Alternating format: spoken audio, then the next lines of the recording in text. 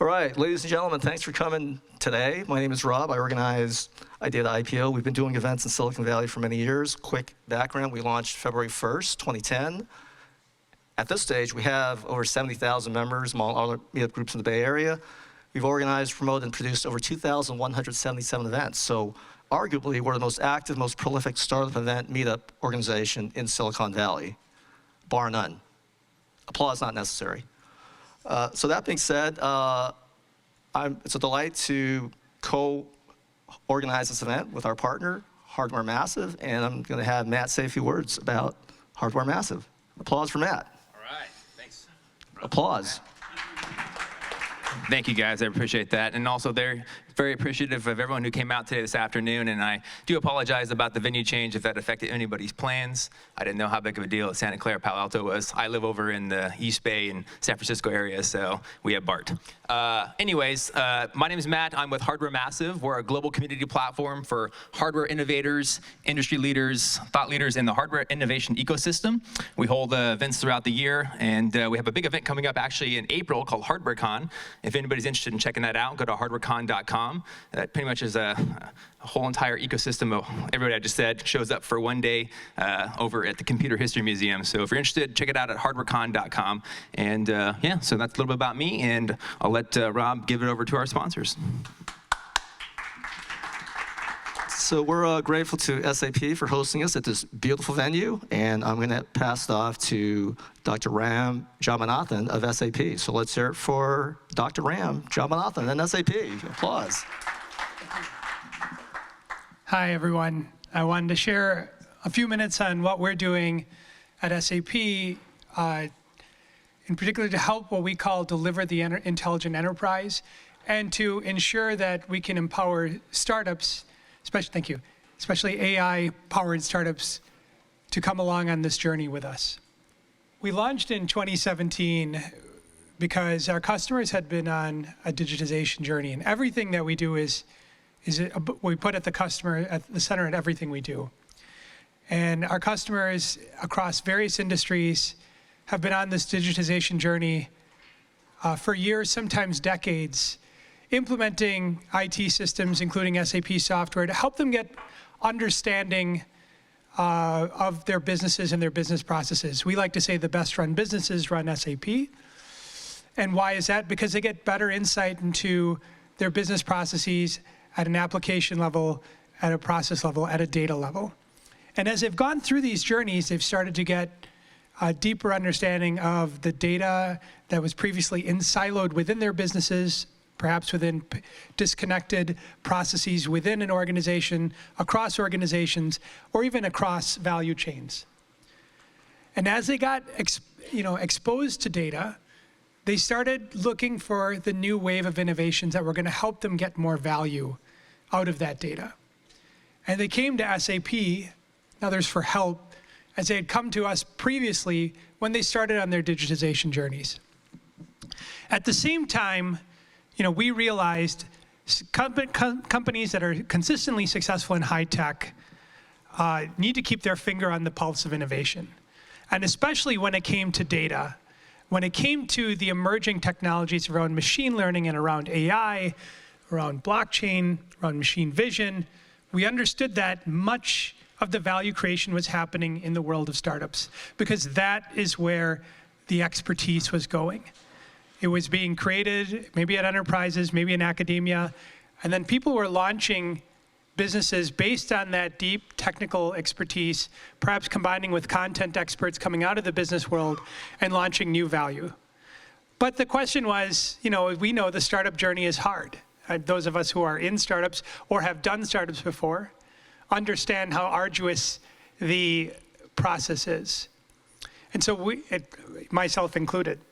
So we decided that we could take on a new tack around open innovation and empower and continue our commitment to continuous innovation for our customers. So we launched a model of open innovation called SAP.io, in particular the SAP.io Fund and the SAP.io Foundries, with our motto, little I, big O, a little input could lead to a big output, which is what startups are all about, right? And so we have the SAP.io Fund, which which invests in breakthrough early-stage startup innovation that we think is going to help us understand key emerging trends and see the future, help us see around corners. So that if we know, especially in the seed and Series A stages, that these companies are the ones who are on the early wave of trends that are going to grow over the next 6, 8, 10 years. And we needed a sensing mechanism to that. At the same time, we also launched the SAP I/O Foundries, which is our global network of top-tier programs for startups that helps us curate startups building around SAP's core applications. Think about it as a micro app ecosystem around SAP's core apps that can be accessed by customers in a low-friction model. The interesting thing about the Foundries is that there are no equity programs that combine curated mentorship with accelerated integration to SAP systems, along with opportunities to meet and collaborate with SAP customers. So we decided a new approach that was needed that would help inform SAP about trends, but also act as a bridge to connecting startups with SAP customers that we felt would be very relevant for them and help our customers get the most value out of their investments in SAP. So we look in 3 key areas. The first is intelligent applications, or applications that use embedded intelligence. So those are ML-powered solutions that say, leverage or enrich the data in our customers' SAP systems.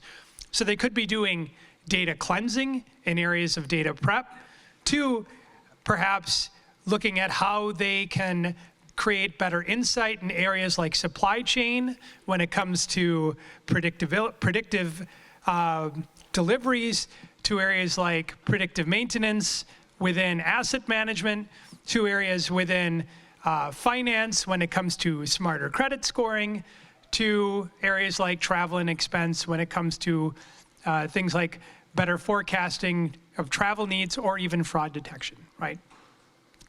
Intelligent workflows. We look at companies that are building the future of workflows, leveraging technologies like machine learning or blockchain, say, but maybe, or be leveraging a new business model. So this could be in the area of marketplaces, or could be in the areas of new flows like payments, for example. But leveraging perhaps a new method of doing things and bringing customers, suppliers, and partners together. And the third is intelligent platforms. So companies that leverage or enhance the capabilities of SAP's own platform technologies that could be areas like in areas like automated data discovery to do personally identifiable information management in complex enterprise landscapes, important in areas like GDPR, to enhanced automated speech recognition as a core foundational capability to voice technologies within enterprise, right? Just a few examples. But we really focus on this opportunity to drive intelligence because we believe the future of applications is embedded intelligence. So we see it everywhere. Of course, we always see the implementation of RPA, for example, in enterprise, and now it's on to IRPA, right? How do you now even take decision-making out of the hands of employees or analysts and enable the workflows themselves to change the business process on the fly? With this, we deliver a threefold value proposition around value creation for our customers, benefit to startups, and strategic impact for SAP. Right? We call this the win-win-win, and it's an interlocking way that we can provide value to customers, but at the same time help SAP demonstrate that our software is not just, say, ERP in the cloud, for example. It's actually an innovation platform in the cloud whose data or processes can be accessed by partners like startups through APIs to help drive a new level of value creation that our customers are hungry for, that our customers are actually engaging with today. Right? This year now we already have 8 foundries globally, so we actually operate these accelerators, for example, in New York, in San Francisco, in Berlin, in Paris, in Munich, in Tel Aviv, in EMEA, and now in Singapore and Tokyo in Asia Pacific, and are likely to launch Bangalore this year as well. So we operate at a global scale working with more than 120 startups per year that we work with in a curated fashion. Think about it, it's I like to say almost like a Techstars for companies that have an MVP, but without the equity tax, and really helping distinctive players that we think are going to be the rising stars of the next gen ecosystem with SAP, getting closer to our customers and helping them grow and succeed in a way that they may not have been able to do before. One part of this that I really want to emphasize as well is that we are committed to inclusive entrepreneurship. When you see where the world is and where we are positioning ourselves, we mentioned expanding into emerging markets like the Asian markets, where we see local needs being served by local entrepreneurs who are probably going to look different than the entrepreneurs have for the previous 40 years, or those who have been funded for the last 40 years, especially when we realize there's a big disparity between who asks for funding and who actually gets it. So in 2019, we actually launched what we call SAP IO No Boundaries, which is our commitment to inclusive entrepreneurship, unique in the B2B software space, where we committed to accelerating or supporting through either investment or acceleration more than 200 startups by 2023, who are focused on these topic areas around intelligent enterprise that are founded or led by underrepresented entrepreneurs in B2B software. And in addition, we committed up to 40% of the investable capital in the SAP IO fund for these entrepreneurs of these types of backgrounds. Already in 2019, we've received many accolades, including being named a top VC for women entrepreneurs by Inc. magazine. So I think we're well on the journey of being able to not only help startups deliver the intelligent enterprise, but also help empower a new class of entrepreneurs to come to the table and deliver amazing solutions. Oh, that's it. So with that, I want to share with you SAP's commitment to working with AI startups, especially in this way, the model that I've talked about, what's called SAP IO. If you're in Silicon Valley or based here in the San Francisco Bay Area, our next program, our Foundry Pro cohort kicks off in March, which is focused on travel tech, working closely with Concur, which is the leading enterprise travel and expense solution, as you may know. And so if you're interested to get more involved, learn more, Domi, who's the program manager for the upcoming program and is sitting right there with the camera, will be leading that cohort and cohorts going forward. Would love to have everyone here involved and learn more about what we're doing at SAP and SAP IO. So thank you. All right. Thank you, Ron. A few of our other partners are here today. I would like to have them come and say a few brief words. Let's hear it for Jen Stoll and Realty School 101. Applause. Thank you, Ron. Thank you. Hello, everyone. Good afternoon. Thanks for being here. I founded a real estate school on a mission to achieve higher standards for the real estate industry. And a few of my research projects right now, if you have any interest in discussing with me, I'd be more than happy to exchange information about retail insights, realty tech, and 3D printing for accessory dwelling units. And I'm also a real estate broker, so if you have any relocation needs, I'd be glad to help you with that as well. Thank you. All right, next up we have Roger Royce, the founder of Royce Law Firm. Let's hear it for Roger. Applause. Thanks. Right, applause. Thanks, Rob. Thank you all for being here. I'm Roger Royce. I'm the founder of the Royce Law Firm. We're about 30 lawyers based in Silicon Valley. We're a business tax and corporate firm. We do mostly technology startups. And I'm guessing there's a lot of entrepreneurs in the room here today. And we're full service. So formation, financing, commercial contracts, M&A. It's been a big year for M&A. We've got patent teams. We've got trademark, trade secrets, employment. We're going to be moderating the panels this afternoon. We've got one of our lawyers on each one of the panels asking all the questions. We've got the best seat in the house, in fact. Hopefully we'll ask good questions. And if any of you would like to hear more about us or find out more or talk to me, we'll be back at the table in the back. Roger Royce, Royce Law Firm. Thank you, Roger. Next up, we have Anita from Happiness Factors. Applause for Anita. Thank you, Rob. Hello, everyone. I'm Anita from Happiness Factors. And at Happiness Factors, we not only help you create happy mindsets, but we help you sustain it without the use of drugs, alcohol, or marijuana. So currently, we are looking for a technology head for our company. So if anyone is interested, let me know. And once again, this is Anita from Happiness Factors, and we intend to be the go-to company globally for everything emotional wellness. Thank you. All right. So though our local mission is to support entrepreneurs here in Silicon Valley, our global mission is to democratize entrepreneurship and innovation all around the world. To that end, we have a robust video YouTube channel, and we have a plan to roll out this content on various platforms. Our partner in this endeavor is Tim Jeggers of Jeggers Films, one of the top professional videographers in Silicon Valley. So let's hear it for Tim. Applause. Thank you, Rob. Thank you, everybody. So I'm Tim. I'm covering the video for this event. I do lots of events throughout the week and on the weekends. I do everything from summits and conferences and presentations and keynotes to promotional content like how-to videos, talking head videos, narrative pieces, storytelling, and I shoot weddings on the weekend. So if you have any questions about video production or where to find this content, any of the Royce Law Firm's content, any of the Idea to IPO content, I'd be more than happy to answer your questions, and thank you for having us. All right, we're ready for our first panel, and panelists, come on up.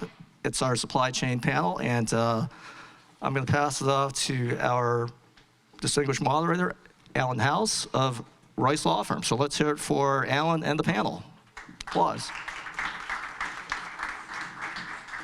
As Rob said, my name is Alan House. I'm an attorney with the Royce Law Firm, work in SaaS and other technology.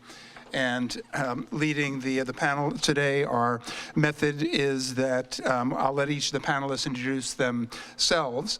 I'm going to start out with what I call a 1-minute ancient history of supply chain, which is to say that before the United States was the United States and when it was the 13 colonies, there were laws that required the colonists to ship raw materials to England, where they would be manufactured into finished products that were then shipped back for the colonists to purchase. Obviously, this was not about economic efficiency. It was about maximizing national wealth. And so the point there is that economic efficiency has not always been a goal of supply chain planning. Other things can be said in the history. In World War II in the United States, logistics became very important. And after World War II, it was actually Toyota that put supply chain management on the map with just-in-time delivery, caught U.S. manufacturers flat-footed, and then caused a revolution in Detroit. Now, of course, in the 21st century, we have very different supply chain dynamics. A couple of our panelists have feelings about whether Apple is actually the leader or Amazon is the leader. And I will let them get into those details now. One by one, I think I'll let the panelists introduce themselves, and then I have questions, and I know they have certain issues in mind as well. So, Motaz? Hi, everyone. This is Motaz Rashad, the founder and CEO of DeepView. DeepView is a AI company based in Berkeley that specializes in supply chain optimization for manufacturers. We offer both forecasting models and also decisioning models based on digital twins of a factory or of a warehousing network or a logistics network. We can do basically any use case in supply chain, but we're focusing most on demand forecasting, procurement optimization, and logistics optimization. We've been in supply chain for about 3.5 years, and we work with some of the largest Tier 1 Fortune 500 manufacturers in the US and Europe and so forth. Thank you. Hi, my name is Anna Shidletsky. I am CEO and founder of Instrumental. I'm a mechanical engineer by training. I was at Apple for 6 years, led product design for the first generation Apple Watch. I left Apple to work on the biggest problem facing manufacturing today, which is the 30 cents on the dollar that are wasted in things like scrap, rework, yield loss, downtime, mistakes, experiments, all sorts of things that I used to do by mistake at Apple, building technology to solve those problems. We do so with an end-to-end optimization system, essentially collects data from the line, transforms it intelligently, and then presents it in context that enables engineers to use their current workflows, close the loop, solve problems, fix them faster, save money. Hi guys, I'm Lucas Wang. I'm the partner of Comma Labs and W. Hopper in San Francisco. I am the VC for around 10 years, invested into industrial applications, AI, robotics. And for another 10 years, I was working for a telecom manufacturer. I built base stations, Wi-Fi, Bluetooth, RFID. And I got my own business doing B2B, help the people to source the design manufacturer services in Asia. Hi everyone, my name is Jim Fleming. I'm the CTO and co-founder of Fomoro AI. And for the last several years, we've been an applied research lab working with companies to bring state-of-the-art machine learning into companies and apply them to their problems, and doing what's necessary to adapt them to their problems. And from there, we've moved into the manufacturing space, and now we're developing an automated QC system to make it fast to set up and easy to handle high-mix environments. We're going to present for maybe 40 minutes, maybe a little bit less, and then we want to leave time for a lot of questions from the audience. There'll be a microphone circulating in the hall here. The first question that I have here is for Moataz about how are ecosystem players like manufacturers, wholesalers, distributors, and retailers embracing advances in AI, and I guess we'll say AI and machine learning, and integrating it into their businesses? Are they actually doing that very much? So what we find is, and we, as I mentioned before, Alan, is we largely focus on manufacturers, but for example, in CPG, consumer packaged goods, or broadly fast-moving consumer goods, they work very closely with the retailers, especially the top 10, Walmart, Targets, and so forth. So when you work with a fast-moving consumer goods manufacturer on a sales and operations planning / distribution / stock out forecasting, you'd have to get the point-of-sale data. So basically, they log into a Walmart or Target or Carrefour portal, and they download their sales data. What we find is that the tier one CPG manufacturers are becoming very sophisticated, and sort of work very closely with those retailers. In terms of sort of who's ready and who's not, I find that there is a very wide spectrum of readiness, from organizational readiness, from level of sophistication. Almost everyone has dabbled with, linear regression and gradient boosting models and so forth. Almost no one we've found has actual decisioning models using reinforcement learning, for example. But yeah, the level of sophistication varies a lot. All of them are excited about the potential of AI and machine learning. I think now we must have discussed with at least 40 plus customers, right, at various levels of engagements. And the C-suite in every one of these ecosystem players you mentioned here, manufacturers, retailers, distributors, have a data science team, have been looking for sophisticated solutions, have tried something and probably stumbled and looking for the next thing. So that's what I've experienced in DeepView. Thank you. Anna, you want to jump in? That's okay. So I think Cisco ran a study a couple years ago that said that only 74% of like different types of IoT kinds of products in the manufacturing space failed, like those pilots failed. So that means like less than 25% were actually successful. And so kind of building on what you're saying, all of these companies definitely have teams that are interested in it, but a lot of them have gotten burned And so they, when you show up being like, I have a whiz-bang, blah, blah, blah, they're like, oh, we've seen that. It probably doesn't work. And so it creates essentially kind of headwinds for selling these technologies. And then you also mentioned a really interesting piece about like organizational readiness, because a lot of times these organizations don't fundamentally even, at least for my business, have the data sets they need to implement the changes that they wish to see, and they don't even know where to start, and their organizations are actually misincentivized or not incentive aligned with essentially implementing these tools and the business benefits that will come from those tools. And so that also creates a headwind. I think there's a lot of opportunity, a lot of problems to solve. Clearly, I'm like in the space because I'm hopeful for the space, but I think there's a lot of obstacles. Can you give us an example of that kind of misalignment you're referring to? Sure.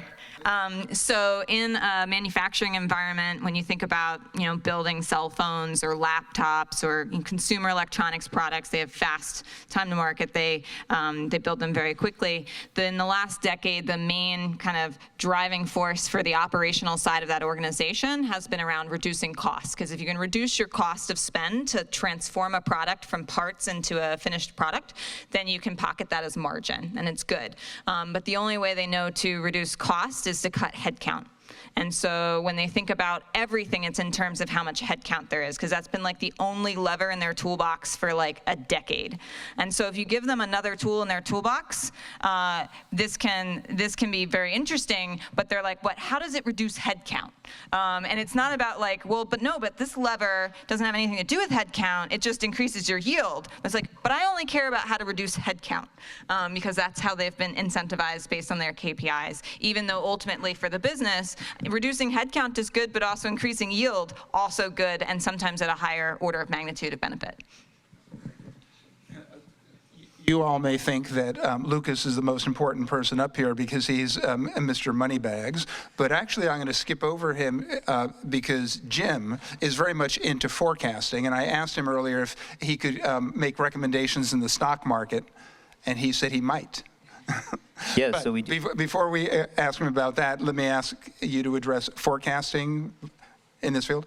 Sure thing, yeah. A lot of companies are really interested in forecasting and getting better estimates for where things need to be, when they need to be there, and how much they need to send. And the more they can do that, that means the more they can optimize other variables around it. It means they can put people in the right places, to your point about headcount. It means they can adjust prices to meet demand. And it means that they get a lot more control over the overall system if they can forecast accurately. It's still a really big problem for these companies, though. To your point at the end, like you said that these companies have experimented with lots of other simpler modeling techniques. And that's one part of it. You definitely need more sophisticated models for more sophisticated systems that you're trying to model, but you also need better data. And a lot of these companies just don't have the data that they need to do accurate forecasting. And so even if they want to invest in modeling, even if they have their teams of data scientists, they don't have the data that they need, and collecting that data is still very, very expensive. Here we also have a price forecasting model for steel that beats the futures contract for 3 months out. So talk to me about that if you want that. Did anybody see the Wall Street Journal article this week about attempts to apply artificial intelligence to the pronouncements of central bankers? Some people are trying to divine what's being said by central bankers as predicting whether or not interest rates are going to be raised or lowered or not. Lucas, do you have an opinion on that? First of all, I need to clarify that I'm not just an investor. I knew that. I was the headcount, and I mentioned I work in the factory for operation for around 10 years. So I was the headcount need to be cut. Yeah. So let me do this way. So how do we see the supply chain innovations, especially applied AI? So there's a couple like different chains in the supply chain. So what way we see it is there's from retail to the customer, like you can see it. And then there's a factory to the retailers. Okay, this is part is probably most of the here, this guy. are like working with.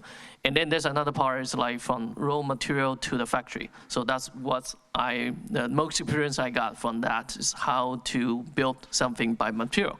So I have to say from that part, from material to factory, this part is like most of them are struggling. I have to say struggling between automation and migrate to AI because they got trouble to understand the value of AI. So they know automation. Automation is the key of the manufacturing. So they know how to build things they can automate, pilot or do something. But yeah, and then later on when people try to sell them, say, hey, this is AI solution that can help you to predict, to like do the maintenance predictions, or like to help you to increase the yield.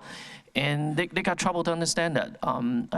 Like Anna just mentioned, or Jim just mentioned a little bit, they try to see how that relate to the margin they can get. Just think about it. Apple has what, 40-something margin? Yeah. Foxconn has 2. Oh yeah, 3-2.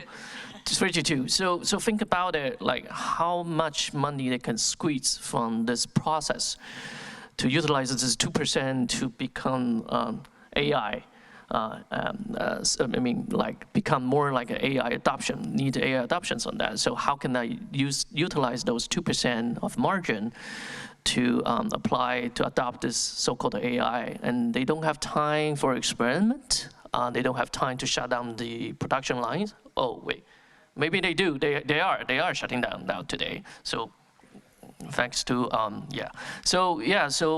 what we have been seeing is sometimes more like, let me put it this way, I visit one of the world's largest EV car maker in China, and then we saw tons of the robotics arms sitting at the corner, like cutting edge stuff, the arms, ABB, Kuga, just sitting on the corner. And then I asked the one question, say, hey, what happened? This is state of the art. Did automation migrate to the AI things? And then they just say, they don't know how to use that. They don't know what's the value to replace man by the arm, so they cannot quantify that today. So. A question for Anna. To what extent are you seeing that developments in this field are not really artificial intelligence or machine learning, but rather just basic tech? Yeah, so I think actually Jim kind of got at this a little bit when he alluded to the fact that a lot of times these companies don't have the data sets they need to even do the thing they want to do. And they don't even think about it. They just kind of think about like the home run, like running over home base. They don't think about like all the singles they got to hit to get to home base. And so I hope that was an appropriate sports analogy. I'm not a sports person. So they don't have the data sets. And so a lot of time, like you can get a lot of value just out of collecting the data together and making the data accessible and like aggregating it in a smart way and transforming it so it's clean so you can actually use it and making it available. And so some of that stuff's really unsexy, like plumbing infrastructure stuff.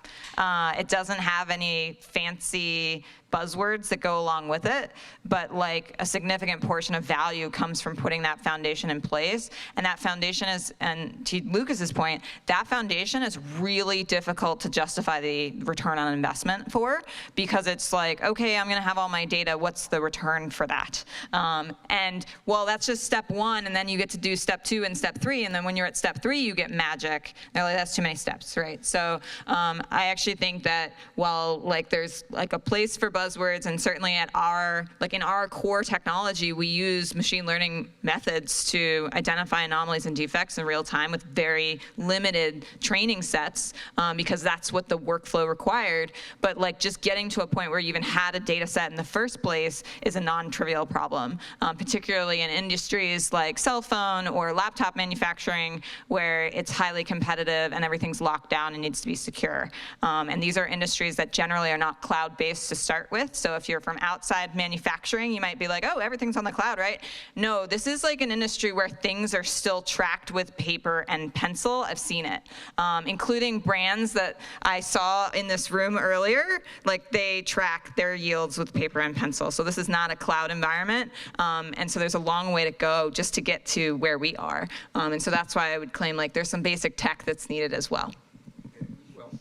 Let me ask both you and also the other panelists, to what extent are you seeing that advances in machine learning and artificial intelligence require that lower tech foundational work and foundation to begin with? Because you're not going to get the big hit unless that is done and AI is applied to that, compared to a situation in which AI machine learning is actually going to be introduced on, a relatively ordinary foundation that exists. Yeah, so I think there's actually really interesting, in the panelists here, I think we're going to have interesting perspectives. So I think that's going to be a good question. Our perspective for attacking the industrial sector, and specifically we work on electronics manufacturing, so it's a pretty specific vertical. It's giant, but it's very specific. We've been really focused.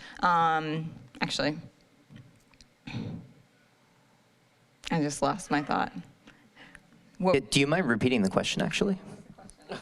The question is, to what extent are true advances from machine learning and AI requiring the foundation as opposed to just being grafted onto systems that typically exist? Yeah, so we've decided to go full vertical integration.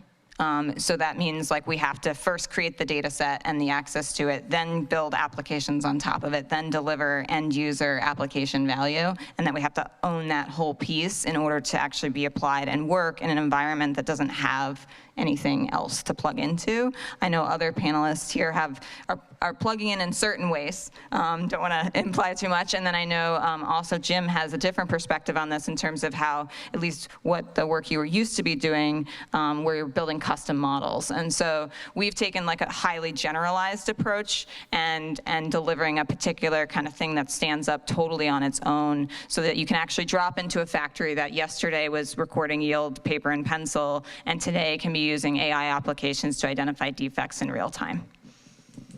Yeah, no, I'll add on to that. I do agree with you. You need the whole stack today, especially in the manufacturing industry, because, to your point, they don't have a cloud, a lot of times, or it's not tied in to their manufacturing floor itself. And so you need to start with sensors. You need to start with data collection, and that's absolutely a requirement. But there are things that AI technologies enable that allow you to, get by with a little bit less. I mean, deep learning does enable you to have worse quality sensors. You no longer need a $3,000 camera to see the thing you're trying to look at. These technologies also allow you to work with less data, and we couldn't do this 5 years ago, 10 years ago. And so these new technologies are helping, but you do still need that foundation in order for this to work.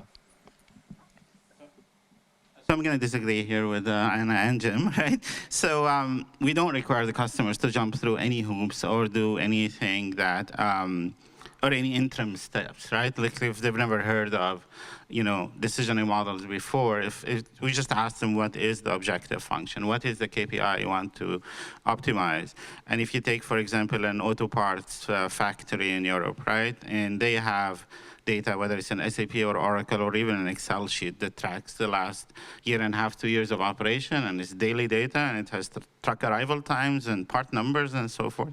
We'll start with that. We build a digital twin simulator of that factory operation.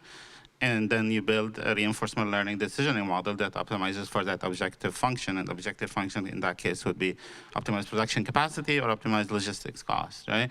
So we don't care if they've never done an XGBoost model. We don't care if they've never heard of, an LSTM or if taken any efforts before. As long as they have data, and no one has perfect, clean data, right? We will help them with the scrubbing piece as well.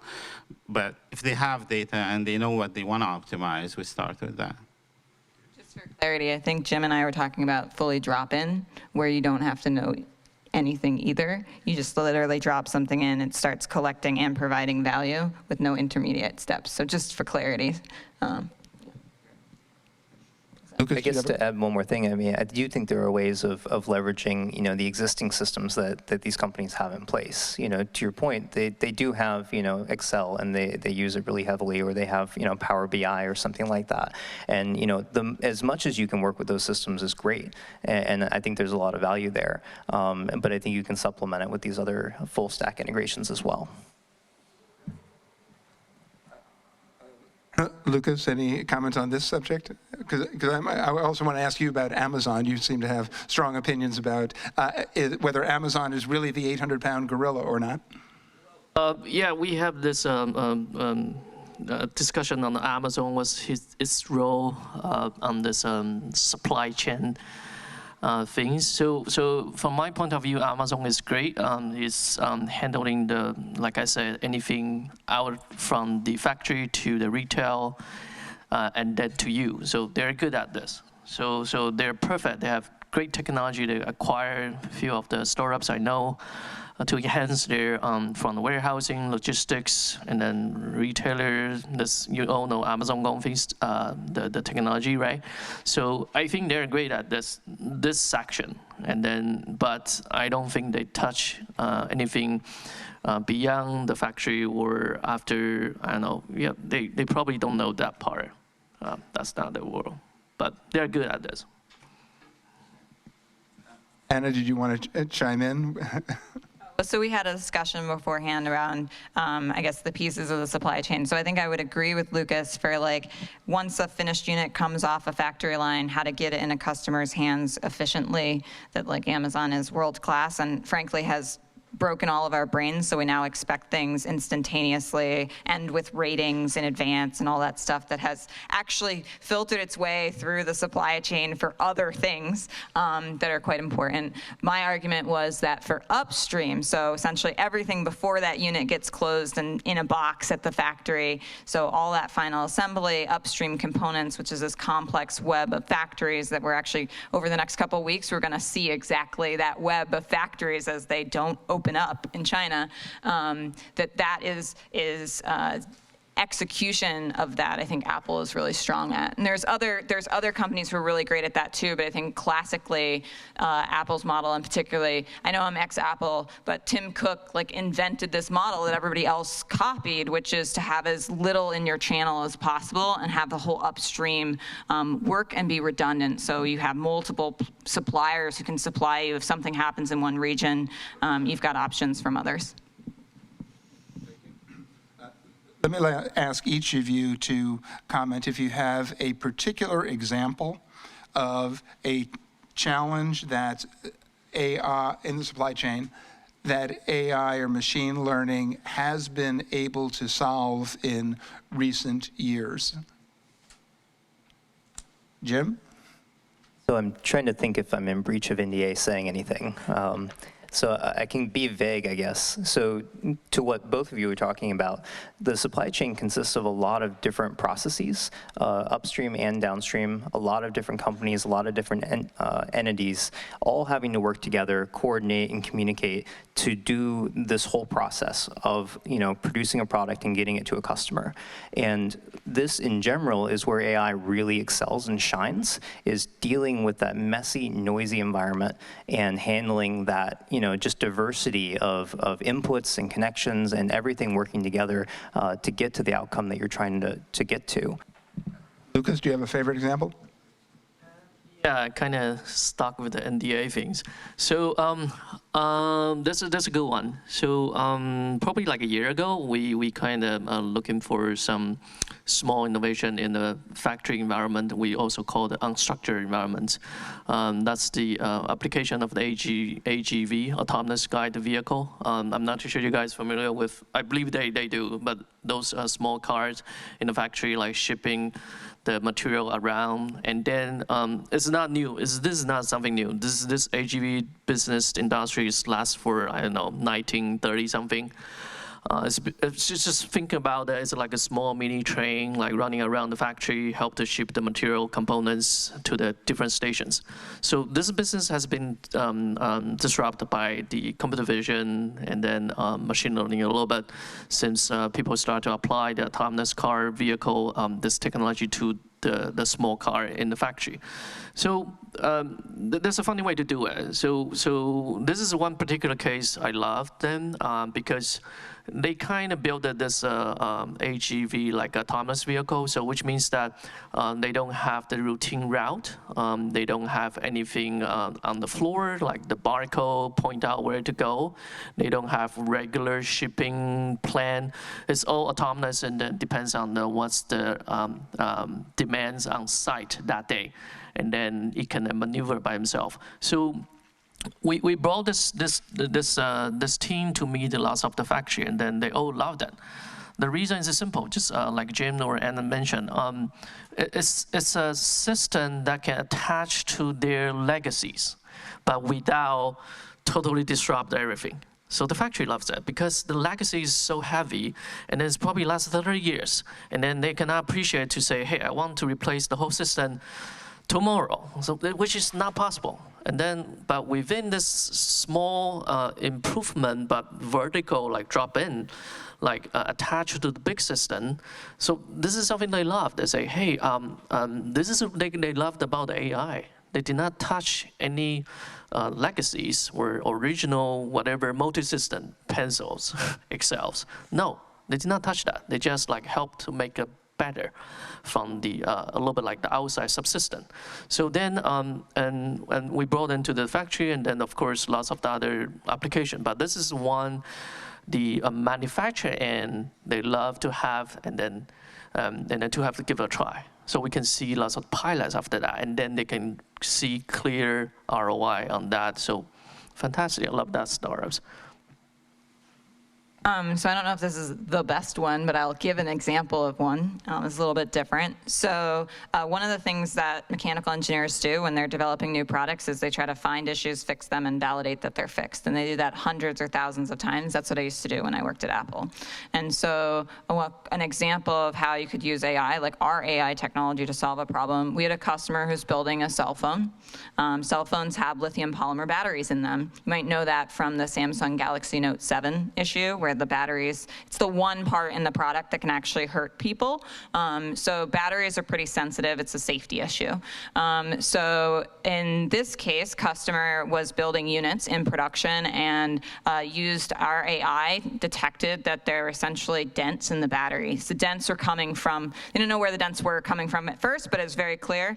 Essentially, they happened right next to where all the screws were around the battery. So it was getting dented from the screwdriver. Operator was like missing the screw, hitting the battery, and then putting in the screw. That kind of puncture to a battery is not okay to ship. But they didn't have any, like there wasn't anybody who was already assigned to look for that on the line. AI was able to find that for them. But, so they found the issue, how do they fix it? Well, the first thing they want to do is they want to find all the units that have battery like dents in them, because clearly this person was denting a lot of batteries, and you want to contain those units and not ship them to customers. If you have the underlying data, you can actually go backwards in time, use AI to go backwards over your data set. This is a novel concept in manufacturing, that you'd have a data set in the first place, go backwards, find all the units that actually have those dents, and hold those units and not ship them by serial number, versus having to quarantine a whole lot of units and not know like which ones were actually affected because they've already been assembled at that point. So then you could use AI to actually extrapolate further. One of the things we do is we not only identify these defects, but we track these defect rates over time. The rate of defect being an important piece of information for whether you've fixed the problem. So if the rate goes down to 0, you've fixed the problem. And you can validate that you've actually fixed the problem because you're no longer seeing those dents in your batteries, but you're not the person that has to be on the line and check every single battery. You're able to use a system to essentially look at that for you. And in an actual production project or program, that kind of issue is happening all the time. And today it's people like running around and trying to be there. And so there's obviously a limited number of people, and they can't do that for every problem. So you end up shipping things that actually cause issues in the field. So that's an example of how AI could detect something essentially while it's still in the factory and still fixable, and you can just pull out the battery, put a new one, and still ship the unit and not cause a field-related issue. If allowed, so let me weigh in to ask audience questions. Do you know how many suppliers to supply a one iPhone? Any ideas? Like 300, 4? Shout out an answer. You can guess. 300? Anyone else? 780 something. That's 700 suppliers. More, close to 800. One with a factory line. Yeah. If you want to build an iPhone, you need to maintain the suppliers, almost close to 800 of them.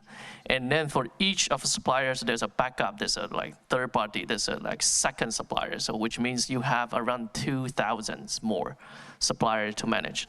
So think about how heavy this question is. Moataz, you have a favorite example?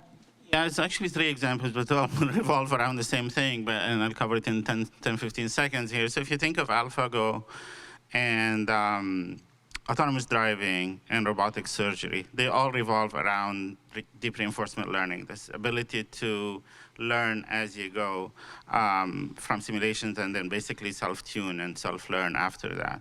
And I think, obviously I'm making a huge long-term bet on that technology in manufacturing, but I think the work that DeepMind did inspired a revolution in this. And of course, neural networks are great and they solve, vision and language. But these decisioning models that self-tune using reinforcement learning, I think is the most exciting thing in the last 15 years and really brought AI back to life. So I think that will continue to evolve in so many different applications, manufacturing and beyond. And that's the most exciting to me. Oh yeah, I just had 2 things to add on to that. One, I don't know of any major self-driving car company using reinforcement learning in their self-driving cars. They definitely use perception systems, but once they get the perception systems up and running, it's all rule-based from there. But I do think that, to your point, there are a lot of excellent All right. I'd be curious to hear about that later. And then another thing is that I do think that deep reinforcement learning has a lot of opportunities, and I do think it can be combined with these perception systems in interesting ways. But I think there's a lot of really hard problems to solve before they're really production ready. Autonomous vehicles, of course, is a very well-publicized and important area, and I'd like to ask each of you a challenge question about predicting the future on this, which is to say that my favorite ski resort is Heavenly Valley. What year will I be able to go from, let's say, where we are here today to Heavenly Valley in an autonomous vehicle? Jim? So where is Heavenly Valley? How? South Lake Tahoe. Be a while. It'll be a while. So I guess it depends on what you mean, because so there's a lot of different levels to self-driving. So if you mean fully autonomous, door to door, I have to do nothing, it'll be a long time, 30 years. Okay. Yeah, I'll put it this way. If you're a cargo, a container, I think that's quicker, probably like within 5 years, 3 to 5. Anna? I think it's 7 to 10, but that contact in that autonomous driving company thinks it's 5, right? Anna? Outside of my expertise. What are your predictions for development of AI, regardless of autonomous vehicles or anything like that, over the next 10, 15, 20 years? So I guess I can go on that one. So I think it'll take about that long for papers published today to make it into production in meaningful cases for a large number of companies. These ideas, and the ability of different companies to be able to execute on them and apply them to their problems is, it's very time consuming and it's very difficult. So I think we'll still be seeing old things, kind of renewed again 10 to 15 years from now.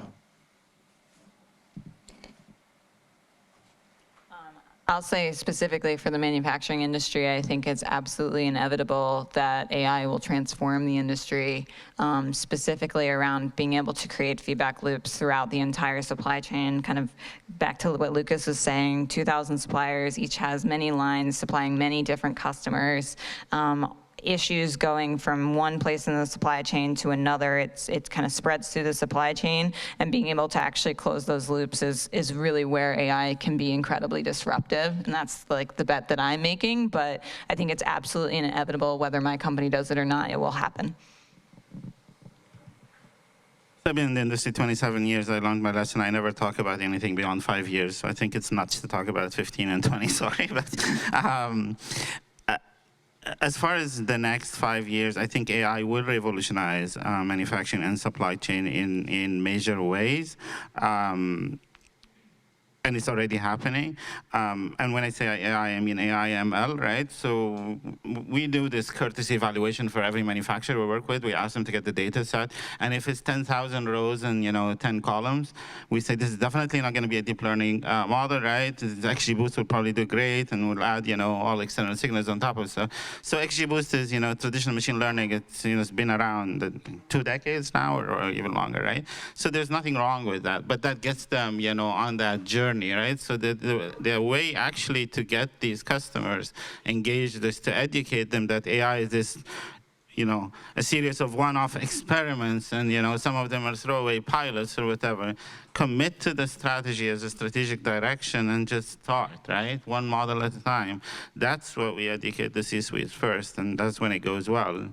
If you get people who just want to experiment and give you, a throwaway data set, that's when you waste your time.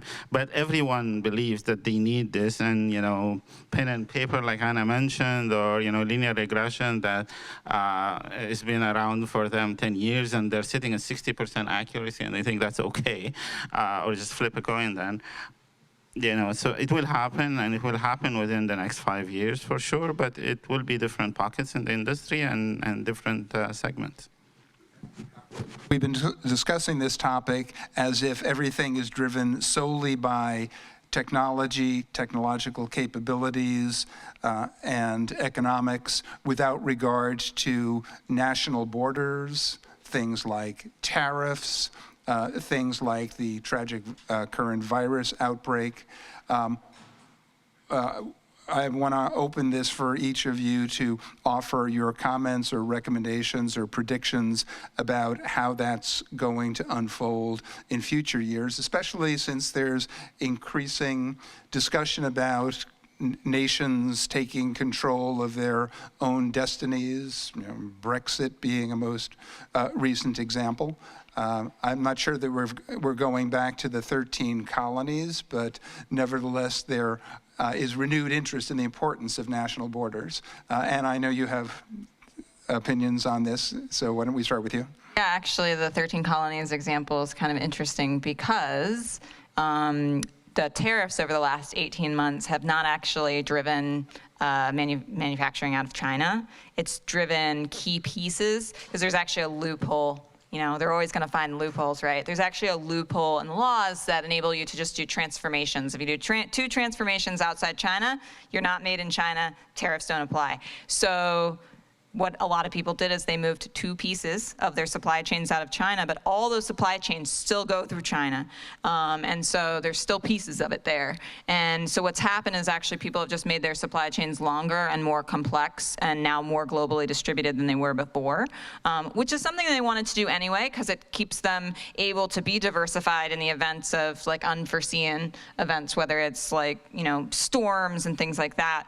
The problem is like where coronavirus hit in China is actually like the Detroit of China. It's not the high-tech manufacturing center, but there is high-tech there. And there's a lot of factories there, and there are a lot of piece part components in Hubei province. And so like literally significant pieces of supply chain run through China still. And I think we will see that unfold, particularly in the next couple of months. I think we're already going to see this impact at least until Christmas. And you might be like, wait, Christmas, what? Yeah, because like this is new product development season. These factories are closed. Like that development's not happening these are products that will not be launching on time or be launching later than they should be come the fall when everybody wants to get their products ready for putting under Christmas trees, et cetera. So I think like we've just started to see what those impacts will be, and over the next couple of weeks we'll see it unfold. But this is the interconnected world we live in. We can't totally get away from that fact, and we just have to become more robust to it and have more replication elsewhere in our globally distributed supply chains. Other comments? I'll add a little bit here on top of, and I agree with everything Anna said on this one. I think it's funny because when I mentioned that steel forecasting model, the business to futures contract, one customer said, well, can you forecast the next tweet from a certain someone, right? So it's basically, gotten down to this now that that one tweet could ruin an industry sector, right? And the steel industry in the US is, by the way, is really suffering because of this protective measures, right? So I think it is important now to not just try to forecast everything, but to have this almost real-time reaction and optimize your efficiency to the point that, you got to email or notify someone and they can make a corrective action like the next morning, literally, right? And some of these manufacturers have never seen anything like that. Sure, it's true in beauty. In beauty, like they don't like actually daily forecasting, although they want almost hourly, right? Because some celebrity puts something on Instagram and now the SKU mix has to change, right? But there is slow-moving industries that are now learning to be faster because of these trade complexities, right? Okay, well, with that, I think we want to go to the audience for questions. I'm not sure if... First of all, let's hear it for the panel. So we've got 2 microphones here. We're going to rotate from this side of the room to that side of the room. We'll do this really systematically. Who's got a question in this row? This row. Who's got a question on this side of the room? Here you go. Go for it. Yeah, hi, I just had a question about how does product development play with supply chain management? So say an iPhone goes from 2 microphones to 4 microphones. How does the product development team work with the supply chain to sort of impact that, maybe with AI?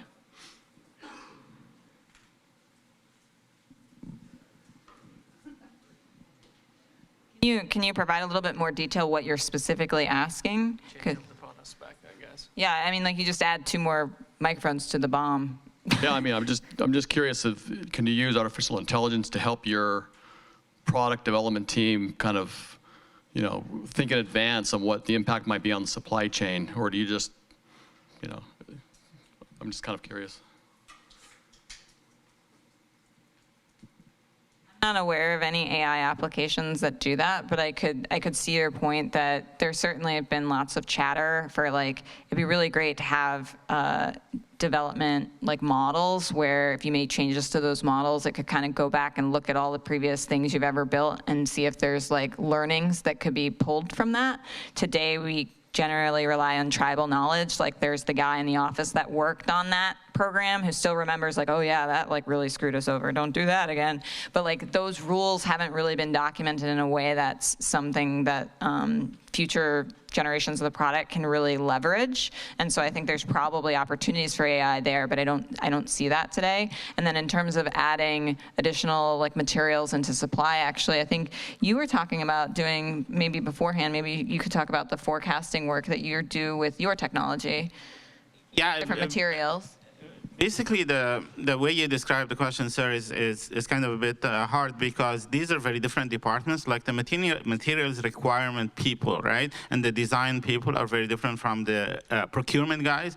The procurement folks are focused on which supplier and the total bill of material, right, and squeezing 2 cents, like Anna was mentioning, right, on this memory part and on this amplifier, right. Whereas the design/product architect who's deciding to add 2 more microphones and 1 camera or whatever, right, is like not concerned about cost at all or where they're going to come from. They're like speccing the product, right, to beat the Android latest from Samsung or whatever, right? So they're like they don't even like each other. They're just.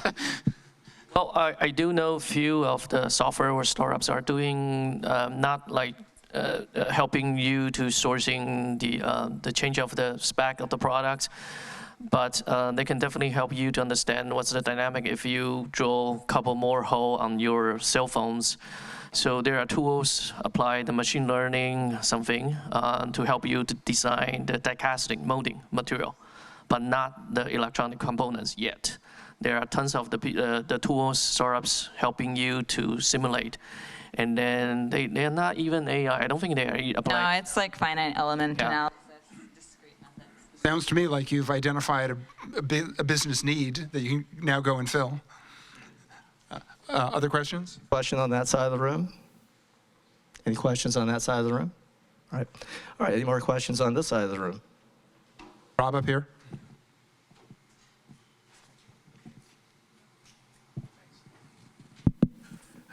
Could you guys talk about what is a good data set? How do you come about to a good data set? Like, what are some guidelines or things that people that are looking to create good data sets can follow, and any good resources on that front? Thanks. I guess, unfortunately, I don't really have an easy answer for you. It's really application dependent. You want it to be high quality in the right ways, which, again, isn't an easy answer. And, you know, I guess if you have a lot of it, you can get away with having lower quality in a lot of ways, but it's really application dependent, to be honest. One thing that I would say is that, at least in the space that we're working in, we want data sets at decision-making resolution. And that's like different than a lot of data that manufacturers collect. That like pencil and paper marks on the piece of paper, counting stuff is not good data. That doesn't help you like solve a problem. But the information about the temperature and pressure and of your soldering in your soldering oven might like actually help you solve a problem, or information about your glue and the lock code on the glue that you're squeezing out and where the nozzle comes from. All that stuff could help you maybe solve problems. There's certainly a way to go too far, and like I think a lot of people just imagine like, oh, I've got all this data, I'll just put it in like some data lake, and then Palantir will like figure it out for me and come up with like some magical savings, and that doesn't really work. And so I think that's where people have gotten burned in the past. But yeah, I would agree. It's very application dependent, clean, consistent, like all those kinds of things. Makes it easy to like combine together with other data sets, stuff like that, the basics, I guess. 10 seconds here. I mean, you want to look at every column, see how sparse it is. You want to see the data is consistent, like Jim mentioned. And then it's not just number of records, right? You want to see that there's enough patterns for this model to learn from, right? We can give you a data set that's 2 million rows, right? And nothing is moving, right? So if you think of that forecasting a stock out at the retail store of, Sunsilk shampoo, right? You clearly want inventory and you want point of sale, but you also want, how often does this product come into the store and so forth. So you have to learn the data and you have to understand it, and you have to talk to the customers when something is missing or looks off, to explain to you what's happening here. So there is no push button anything in this, unfortunately. Can you talk a little bit about the state of art in terms of manufacturing process planning, in terms of how AI is applied?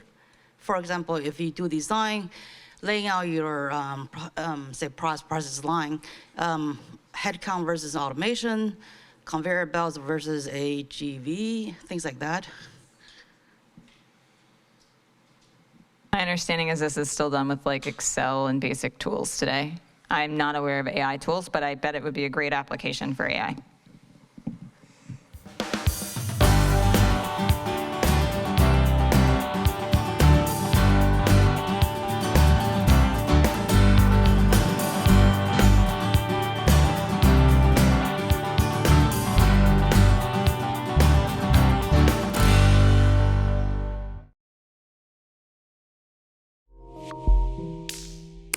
Thank you.